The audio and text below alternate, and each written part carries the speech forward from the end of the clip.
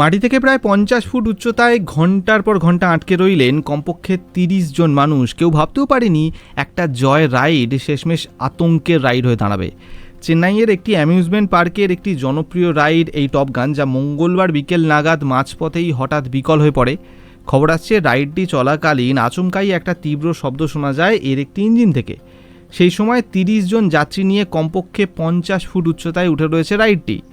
ওই একবার তীব্র শব্দ করেই বিকল হয়ে পড়ে রাইডের ইঞ্জিন এবং তারপর ওই 30 জন যাত্রী সমেত 50 ফুট উচ্চতায় থেমে যায় টপ গান। স্বাভাবিকভাবেই এরপর যাত্রীদের সকলেই ভয় পেয়ে চিৎকার করে ওঠে। শুরুতে পার্কের স্টাফ মেম্বার যারা ছিলেন তারা ক্রেনের মাধ্যমে যাত্রীদের নামিয়ে আনার চেষ্টা করে, কিন্তু তাদের এই চেষ্টা ব্যর্থ হয়। এরপর তড়িঘড়ি ফায়ার ডিপার্টমেন্টকে জানানো হয় ও ঘণ্টাখানেকের মধ্যে ওই 30 জন যাত্রীকে উদ্ধার করা হয়। এবার প্রশ্নটা হচ্ছে, হঠাৎ মাঝপথে এইভাবে রাইডটি বিকল হলো কেন? পুলিশের প্রাথমিক তদন্তে জানা গিয়েছে বহুদিন থেকেই ওই রাইডটিকে ঠিকঠাকভাবে মেনটেন করা হয়নি, এমনকি মেশিনটিতে আগেও কিছু সমস্যা দেখা দিয়েছিল যা একেবারেই ইগনোর করে দেওয়া হয়।